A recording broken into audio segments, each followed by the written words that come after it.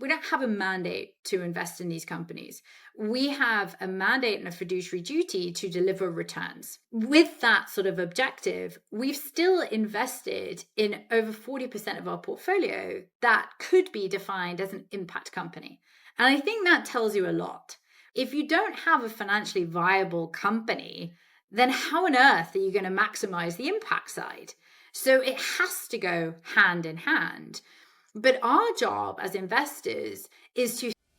Today on Billion Dollar Moves, we're joined by Rosalind Bazany, Head of ESG and Impact at Antler, one of the world's most active and selective early-stage venture capital firms with 27 offices across 6 continents. From a childhood shaped by global moves and a paratrooper dad to navigating hedge funds, during the global financial crisis, Roz brings a rare systems thinking lens to venture. Antler is one of our pledged partner funds at Beyond the Billion, our global initiative where GPs and LPs commit self-defined capital targets towards investing in women-founded companies. This week, we're proud to celebrate a major milestone. Over $1 billion has now been deployed by our pledge funds into women founders. At Antler, Roz is helping to redefine what it means to invest early with intentionality, inclusion, and commercial grit.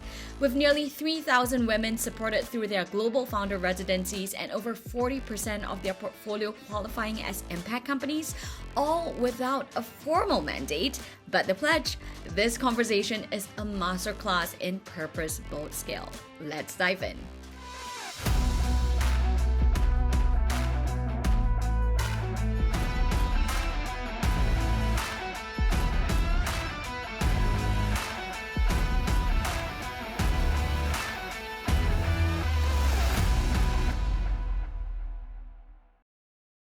I grew up kind of all over the world. So Zimbabwe, South Africa, Ireland, Cyprus, England. My mom was a teacher. My dad was a paratrooper. So I think what really sort of shaped me and my entire sort of life and career is that adaptability and curiosity were pretty much kind of baked into me from childhood. I studied chemistry, thought I was going to be a scientist, but after my master's, I fell into recruiting. And to be honest, it was just to pay my rent and move to London. And then I ended up recruiting myself into a hedge fund.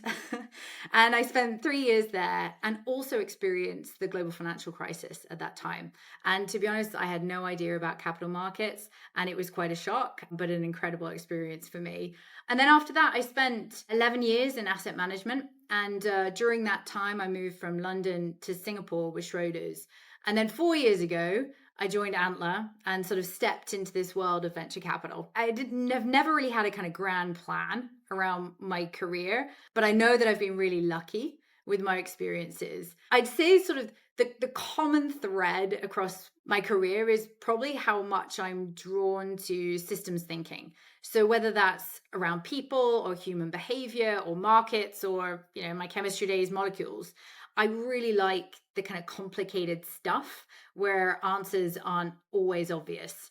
And now I get to kind of apply that way of thinking to help founders actually navigate complexity and uncertainty and build companies that solve real problems. And it's been an incredibly rewarding time. Yeah, so before you gloss over, did you say your father was a paratrooper? Yes, that's right. What does that involve and how did that, I guess, role model career life for you as a kid? Well, I think my father was desperate for me to join the military. So a paratrooper is a sort of a special group within the army where they literally throw themselves out of airplanes, parachute in and work on specific kind of programs all over the world. And hence that's why I've moved many different countries. I think at last count, my brother and I were saying that we hit 41 homes in 40 years. I'd say that probably has shaped a lot of the way that I am as an individual today. Yeah, and so jumping in, flying off a plane, that sounds a little bit like you, although you did it slightly differently. Tell us a little bit about how you decided to join. I mean, from Schroders to Antler that was founded by, as we know, Magnus, who grew up, frankly, on a farm and then decided to become this massive entrepreneur. How did you decide, like, this was going to be the firm for me for, the next couple of years? It's a good question. It's funny because I often think about that time when I was first introduced to Antler. And it was at a time where I'd spent a really long time in financial services and I had a wonderful career. I was working with incredible people and I really enjoyed it. But I was looking for something different. And I blame COVID because I think during COVID was a time where everybody had these sort of existential crises. And I wanted to explore something different. And when I learned more about Antler and its completely unique model, to me, it just made a lot of sense. Coming in at a point, very early stage, exactly at a point where founders need support, they need community, and they need capital. And the more I learned about Antler, the more people I met and saw how ambitious and sort of crazy they were in what they wanted to build, I had to be part of it.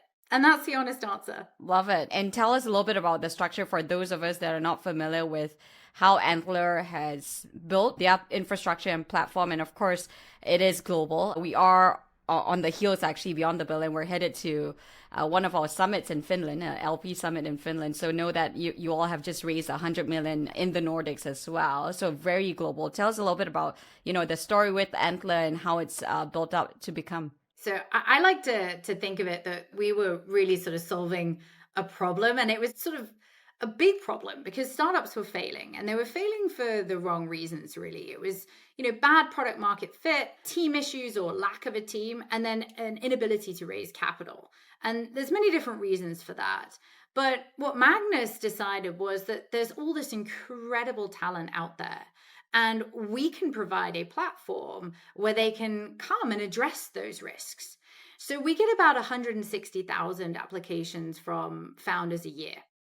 We invite a very small percentage of those to come and join a residency program. And that'll be in all of our locations around the world. And they spend anywhere between 6 and 12 weeks with us. We help them find co-founders, we validate their product ideas, and then we offer the chance to receive capital at the end of it. We've been cited very often as now the world's most active venture capital firm globally, but I also like to add that we're the most selective as well, because when you take that funnel and actually looking at who we're funding, it is incredibly selective. We started here in Singapore, made our first investment in 2018. We're now in 27 offices around the world. So that's across 6 continents. We've invested in over 1,500 portfolio companies from pre-seed up to Series C. And we have a community of over 12,000 founders now. So it's been quite a journey in a short period of time. But I think it points to the fact that this type of model was very much needed. For most of us, we have the Y Combinator comparison. How different is the model of Antler versus YC? I think the first thing is just how early we come in. So when we choose to invest in companies, we typically value them, and this is, it varies slightly from location to location, but typically at 1 million. And then we take 10%. But then the real important work starts after the residency. So that's where we help founders, find their customers. We help them think about taking this product to market. We help them fundraise. And it's all about that sort of early growth and helping them scale. And what I love is that, when we first started, it was still very early stage in terms of kind of pre-seed seed investments. But then, we naturally matured and added more products to our suite to actually support founders over a longer term, and hence taking us to Series C. So I think that relationship over a really long period of time is helpful for founders. And I'd say that our global footprint is also incredibly helpful as companies look to enter new markets, or as we've seen a lot recently, where they want to hire teams in different markets and they tap into our founder community to actually find those first hires. And they've kind of had the rubber stamp of approval from Antler having gone through the residencies. I've heard Magnus and a few of your team members speak about how you invest in the founders, right? It's not really the idea, you're backing the people. So you must have some really interesting metrics or, psychoanalysis on what characters work together, how teams are best built and things like that. Can you share a little bit about, some of the insights? Of course, it's not always 100% fit. It's almost like matchmaking that you're really doing, except for building a startup. Well, I think the first thing is it's so crucial in the early stages to find somebody that has complementary skills and to work together with a mutual ambition of what you want to create.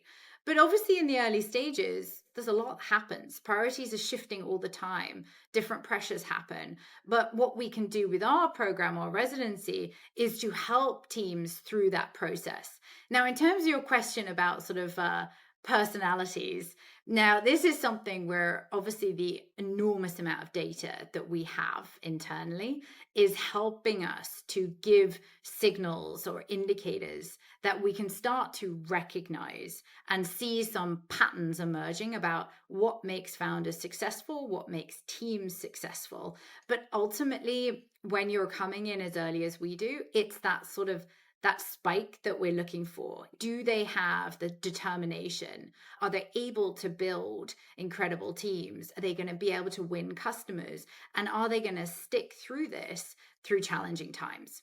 And that's ultimately what it kind of comes down to. And certainly from speaking to partners at Antler all around the world, they've started to kind of recognize actually who's going to be capable of being a truly successful founder. And what I should say is also that, this isn't just about first-time founders. We have a large number of seasoned entrepreneurs that come and join our program because they recognize that what we offer is something that they're just not able to find elsewhere. And it's wonderful to hear those stories where they say, I never would have met my co-founder, or I never would have been able to get to, Series B if I hadn't have had that support from Antler. And that's what we're all about ultimately. And what have you learned, I guess, if a founder is building right now, right, from 1 to 10, because it sounds like you've done all the way from 0 to 1 to 1 to 10 as well, and in supporting the founder. In building teams, I guess, from 0 to 1 and 1 to 10, what is a critical mindset to have in making sure that your team is set up for success? For me, and probably coming at it from a sustainability angle, it's that purpose and intent that's behind a company. When you're building a startup, it's something so incredibly hard. And you'll need to be able to build sort of the right resilience in yourself and have the ability to also adapt in whatever's happening, either with your business or things that are affecting your business. Like we're seeing at the moment with macro trends, there's a constant awareness and a need to iterate along the way, but then also recognize that feedback is so important, be that from your customers or from your team or from your investors. You don't necessarily have to take every feedback, but you do have to listen. And I think that's such a crucial part of being a successful founder. And of course, you're coming on the show to share a little bit about your success stories in investing more in women-founded companies. We still know the data shows that women outperform and yet are undercapitalized. And things currently are not as popular as it seems as back in the day, right? We're in the rise of wokeism, anti-DI. We've seen some really interesting revelations in the last couple of months where we are from a gender perspective and diversity and all of that. And as well, from just what you're building, a macro trends perspective, are we licking our wounds right now? Give us some reflections of where we are today as a whole. Let me start off just by touching on sort of the fact that supporting women founders, isn't anything new for us. So Antler's mission, if we really boil it down to one line, it's simply to find and back the best founders solving big problems. So in VC, we're in the business of spotting outliers. And we know that outliers are going to often come from underestimated backgrounds. And with our global footprint, we see just how diverse entrepreneurial talent really is. And it is far beyond what the VC industry has traditionally reflected. Now, to your question around sort of the macro environment and the pushback that we're seeing around DEI, the criticism is often that diversity is just simply being pursued for diversity's sake. So regardless of outcomes or trade-offs, and it's just simply ticking a representation box. We also have to acknowledge that linking diversity directly to financial returns is actually very difficult to quantify. But I think the most important thing, and that's often lost in this conversation, is that DEI was never just about representation. It's about perspective and culture. It's about building teams that better understand their markets, their customers, and their company risks. And those are the things that really drive resilience and growth, especially in startups when they're just beginning. And I think the same logic really applies to how we find and support founders. If you want to back the best in the world, you have to look beyond the usual VC networks. And we have to recognize that different founders may need different types of support to actually reach their full potential. And that's going to be something that's shaped by their own experiences, their barriers, and their motivations. Ultimately, it kind of comes down to what makes business sense, right? Whether you're a ESG or a DEI sort of skeptic, or whether you're sort of more inclined that way, we're all asking the same question, where's the value? And I think if your approach is intentional, it's clear, and it's outcomes driven, then that's incredibly hard to argue with. You mentioned early in the conversation that it's about mixing different pools of talent that would never have mixed before, and your numbers, interestingly, have always been a little bit higher than the average that we see in venture. Tell us how this is structured for you to be top of the funnel, getting these higher numbers, because I think that's helpful. The pushback is, there's not enough women for this work. We don't discriminate, Sarah, but there's just not enough women building. So tell us what you're seeing and how, I guess, you've also built a little bit more intentionally to be able to construct the outcomes that you want. So you're right. Around 27% of our active portfolio companies have at least one woman co-founder, and they've attracted close to a third of our invested capital. Now, their average age is around 26 months. And all of this data, I'm going to caveat it, little footnote here. The nature of early stage VC means these numbers are going to change probably quite dramatically, sort of week on week, month on month. But, for now, across these companies, they've gone on to raise more than 4 times the capital that Antler invested at inception. And that kind of capital leverage is exactly what we aim for in early stage VC. I think it shows that there's real market appetite once the right teams get backed. And that's why our model at Antler, coming in as early as we do, is so important. Now, looking across the kind of broader portfolio, and if we look at funding rates, the rates for companies with women co-founders are comparable to all male teams. What we do see is that the average valuations and total external capital raised are still lower. But I do think this could be, down to a mix of early stage and structural kind of market factors. But yes, it's telling us that there's still a gap in who gets funded, but it's not in who actually performs. So if we look at our top 10 performers in terms of MOIC, 3 are led by women. 7 of our top 30 performers include women founders. And then if we look to our top 100, 21 have at least one woman co-founder.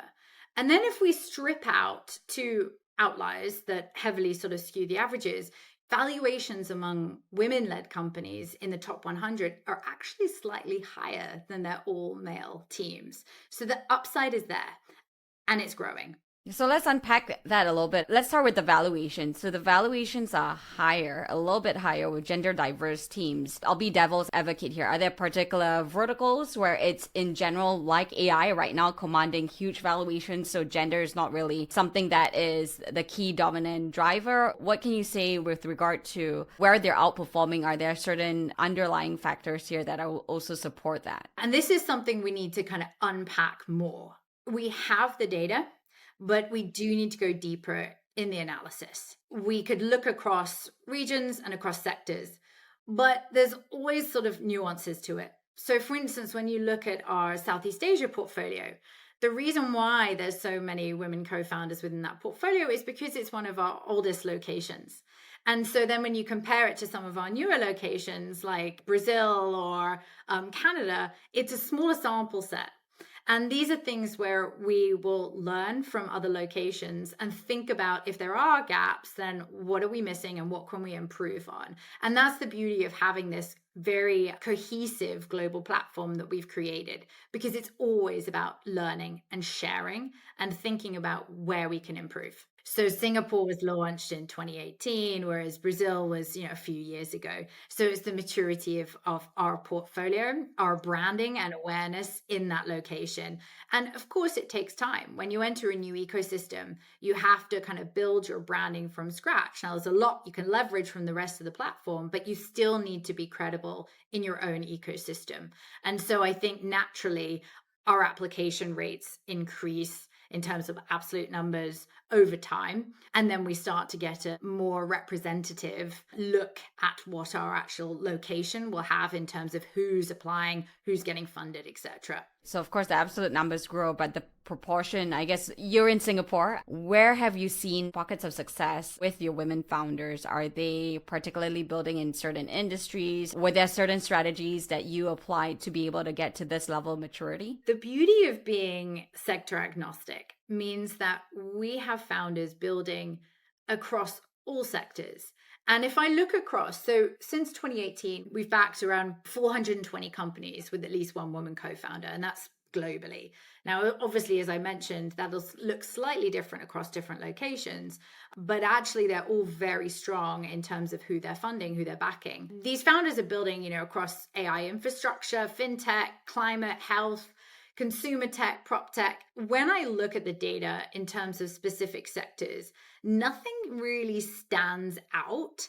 Year on year, it seems to shift quite dramatically. And that just may simply be a reflection of what's happening across the industries, macro aspects, and really sort of where the hot topics might be sitting. I want to call out Neha Juneja, who's founder of India P2P. She previously scaled India's largest clean cooking company, and then she turned her attention to microfinance. So she's helping rural women entrepreneurs access growth capital and allowing retail investors to actually back that credit.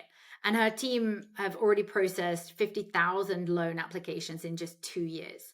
And I think for me, being on the sustainability side, it's such a perfect example of where innovation meets inclusion and is very commercial at the same time. And then you've got Emily Farah at Genuine Taste in our Canada portfolio.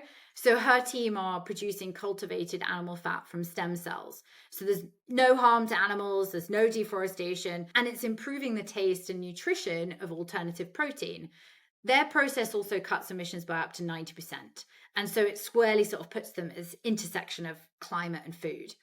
And then I have to mention Maria because I spoke to her this morning. She's over in the US. She's part of our New York residency at the moment. She's a 3X founder. She's a Y Combinator alum. And now she's building Quivira with Antler. This is a multi-layered AI platform for mental health diagnostics.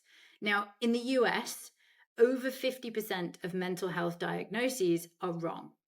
So that's leading to mistreatment, unnecessary costs for clinics and insurers, and often terrible consequences for patients and their families. And Maria knows this firsthand because her mother was misdiagnosed. She's got support from Stanford, major mental health associations. She's developed this platform that's already being used in clinics that really looks to bring more precision and accountability into the system. I think Quivira is such an incredible example, really, of how personal experience from a founder can drive innovation. And that's why we need to keep, backing founders like Maria. Rose Nash at Biota, detecting PFAS, so the forever chemicals polluting our water systems. Han from Bio in Vietnam, reducing plastic use through bioplastics. Christine at Ocean Oasis doing scaling desalination with wave power. And then there's Daria at Airmo in Germany. She's launching small satellites into space to deliver industry-leading methane analytics. So, you can see just how spoiled I am working with these incredible women founders, tackling real problems that need solving and doing it in incredibly innovative ways. Back to that point that we were talking about, what sets founders apart, it's that grit, that purpose, and their ability to lead teams.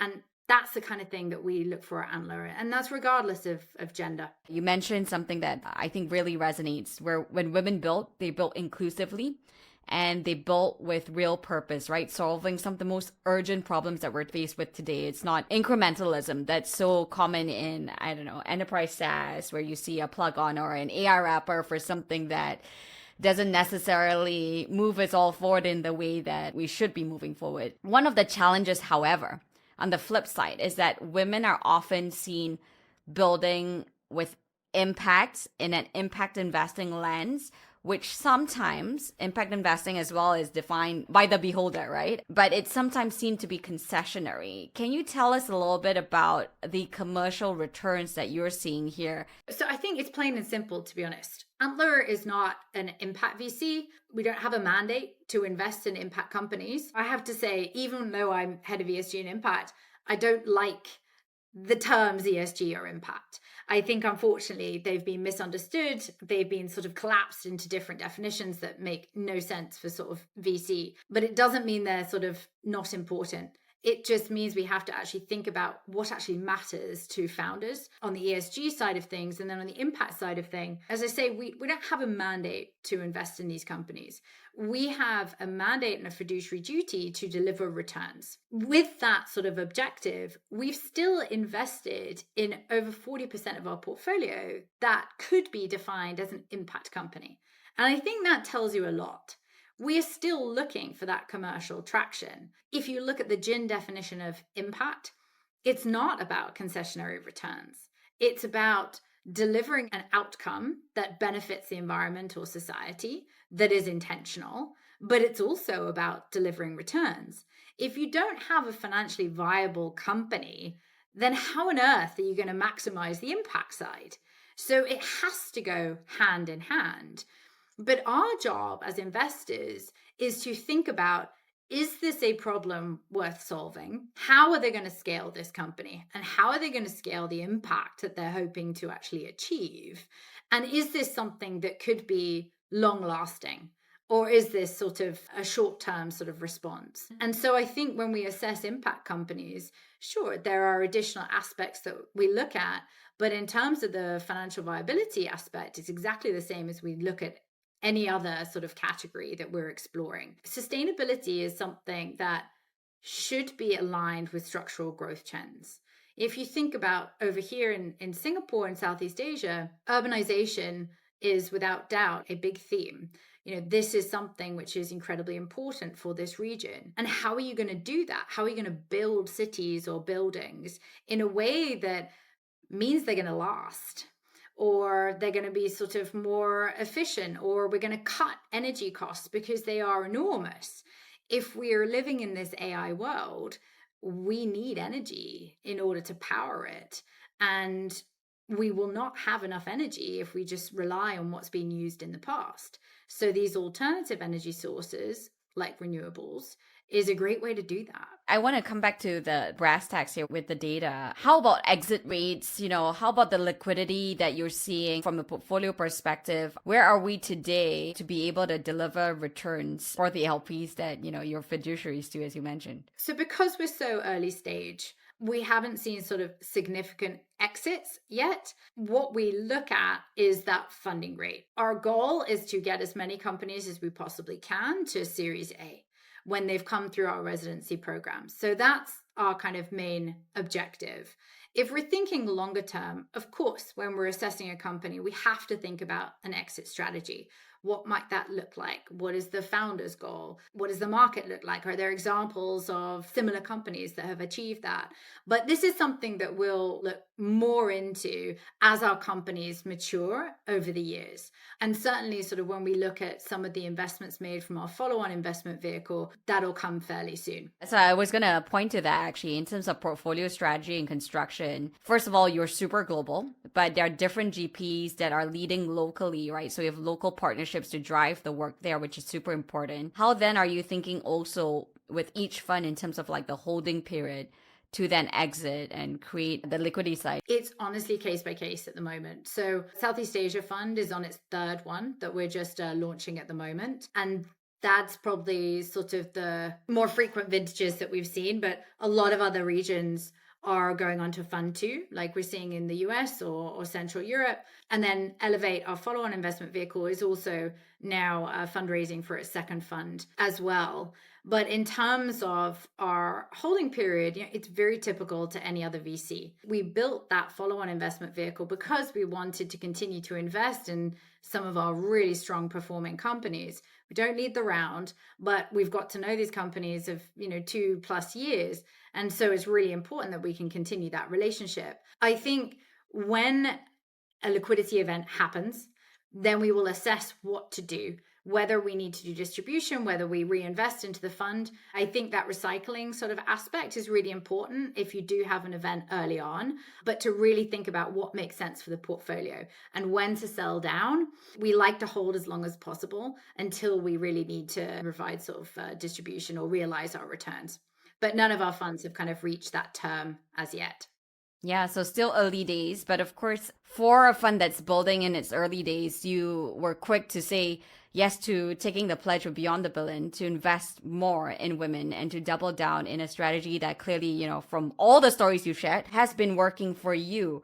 Yet it is a tighter capital environment, and other funds, across the world are feeling the pinch as well. I think there's a real bifurcation with the mega funds, right, that are becoming more than VC funds. I think you saw General Catalyst bought a hospital and now are operating it. So, adapting as we go. How are you adapting in today's approach? What's your advice to a fund that may not have, frankly, a head of ESG and impact? When markets are leaner, I think that for any investor, clarity matters more than ever. You need real conviction in the team and how they think, how they communicate, and how they're going to execute. But I think, I want to touch on sort of more of the diversity aspect, because when pressure sort of amplifies, so does bias. When stakes are high, people tend to default to what's familiar. And I think that's why we at Antler double down on intentionality and long-term thinking. We have to remind ourselves that VC is about backing outliers. And in moments like this, if you lose focus on that, then you risk overlooking the very people that are wired to build differently. And that's going to be sort of linked to returns. Are there templates that you use that you train your team on? How do you think about this? I think this is absolutely real, right? And with VC, just bringing people into the decision-making room that are different, even as an example, matters. How are you being more intentional in making sure that even as you adapt, you're not compromising on certain values that then affects the returns? When we joined the pledge, which was back in October 2023, there was an expectation that this would sort of need to change sort of who we're investing in or how we invest. But I don't think it actually done that. But it's changed how we reflect and act. And I'd say this is a kind of constant thing. The pledge and other initiatives that we've worked on has added sort of layers of accountability. We report on progress annually, which means that we have to interrogate our data more. We have to refine our sourcing strategies and really build more intentional support systems around our founders. I think it's really important for VCs to keep widening the funnel so we don't miss out on really exceptional people. We don't have hard quotas. I don't think it's anything that sort of really delivered the outcomes that we want for our founders or for the ecosystem. So we have to focus more on insight. And where we see sort of gaps or declining trends, then we have to dig into why and then respond. And this is something we've always done with new initiatives, deeper analysis, or developing partnerships like we have with Beyond the Billion to close those gaps. I think one thing that really helps us is the amount of time that we actually spend with founders before we invest. So when I talked about that residency program, this could be up to 12 weeks.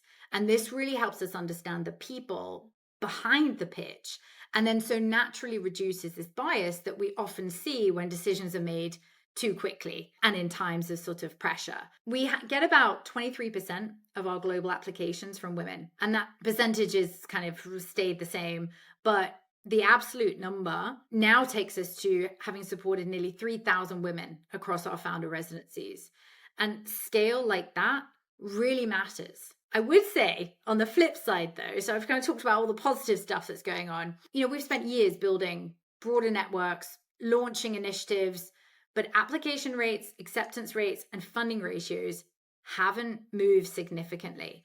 So now what we're doing is asking the harder questions. So is it the issue in the funnel, in our funnel, or is it how the ecosystem itself is designed?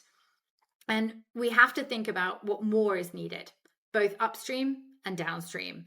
And that'll mean, rethinking our own assumptions around sourcing. It also means looking at how we support women through the fundraising journey.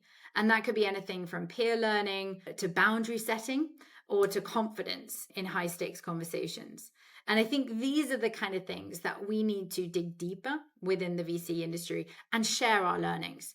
And I have to call out Brooke Andrews. She's not a portfolio founder at Antler, but the work she's doing with Safe Raise is about helping women founders raise capital on their terms. And I think this is the kind of thing that we want to see from founders. And it's certainly something the ecosystem needs more of. And hopefully we can share more down the line of the work we're hoping to do with Brooke. For someone who's new to this, you're the head of ESG and Impact. How do you implement that each step of the way? So you start with the pipeline. There's no hard quotas, but is there an intentional look, folks, we want to get the best in class in the world for this to ensure that you reach to 50-50? Like, how do you actually think about this? And how do you think we should be thinking about this moving forward? So hard quotas are different from aiming for targets.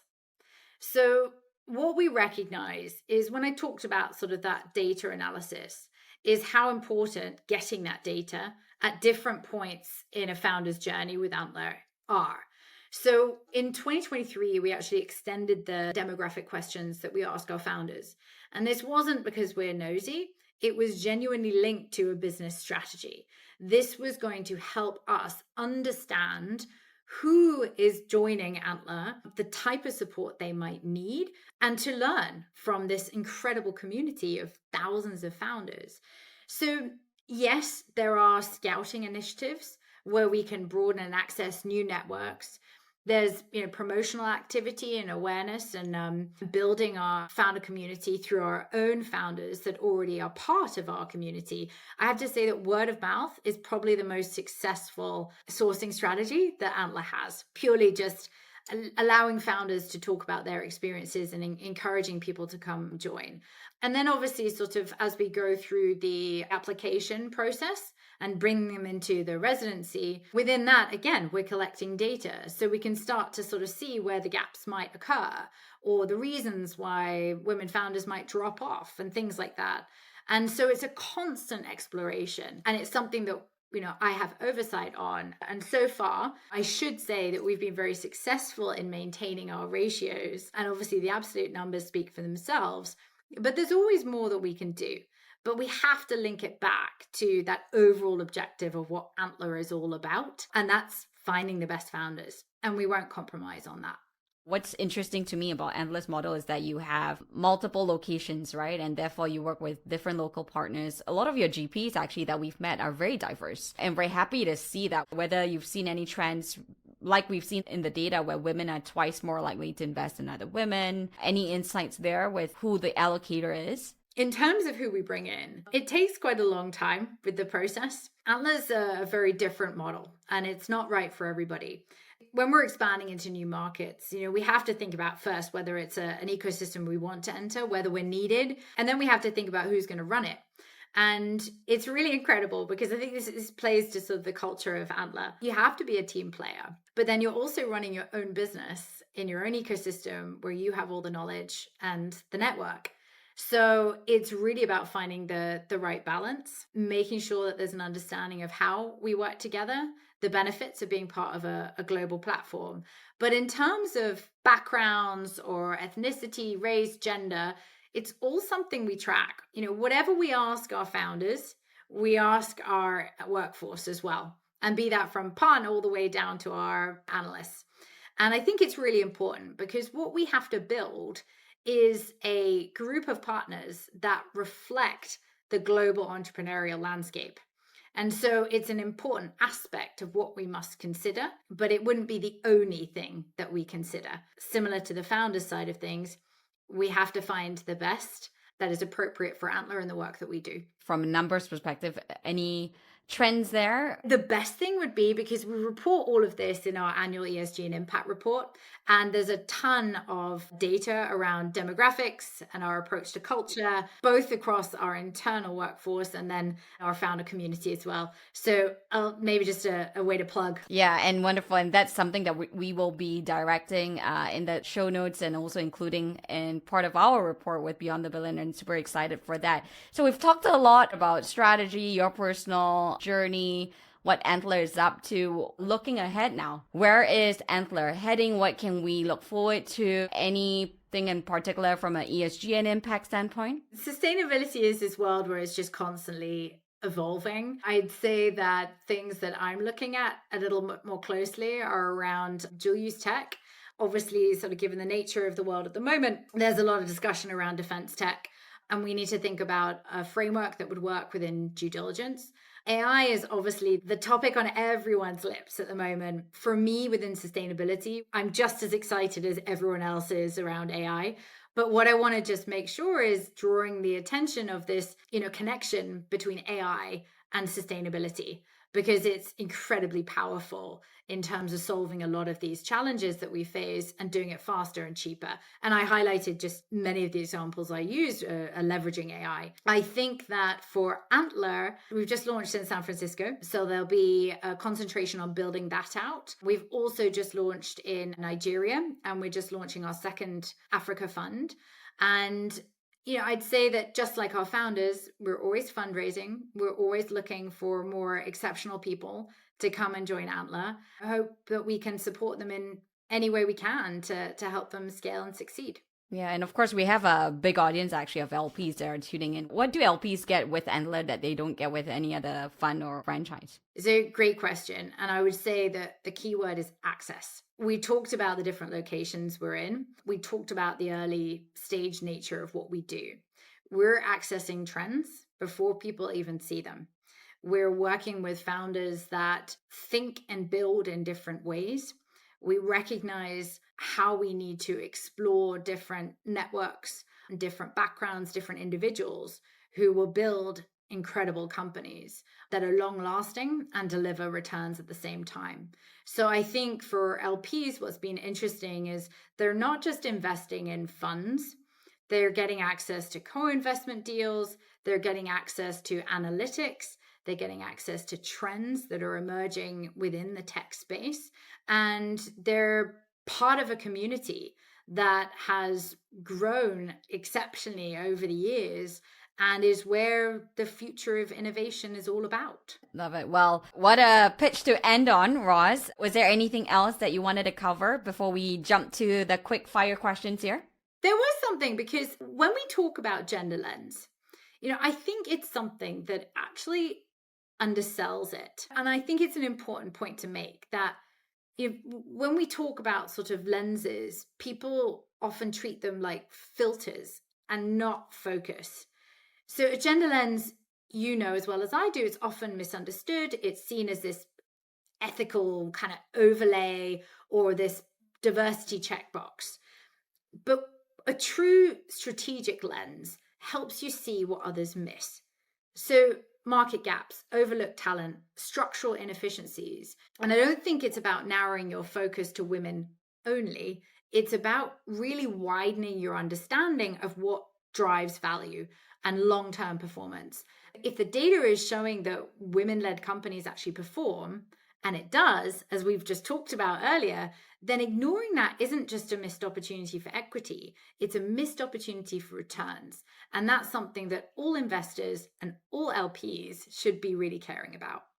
Love that. And it's absolutely something we talk about, right? How can you grow when you're missing 50% of the population? And not only from an impact perspective, but just from an opportunity perspective. Look at women's health today. It's still today underserved. Women were ignored for the longest time. It's also impacting our lives, right? I always use this example of the car seats. They were testing not on women bodies and children bodies, and therefore the accident rates back in the day were very high.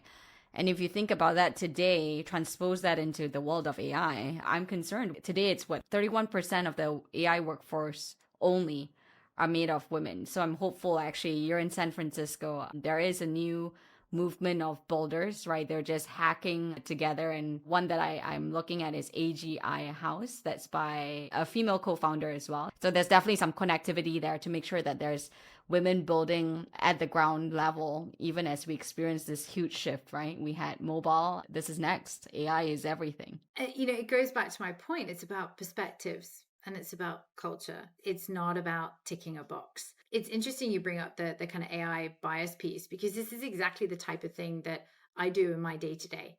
So figuring out what sustainability factors can be commercial levers and what actually matter for each individual startup. And their priorities are going to be very different depending on their model, their stage, their customer base, etc. But it's about bringing attention to things that are often overlooked.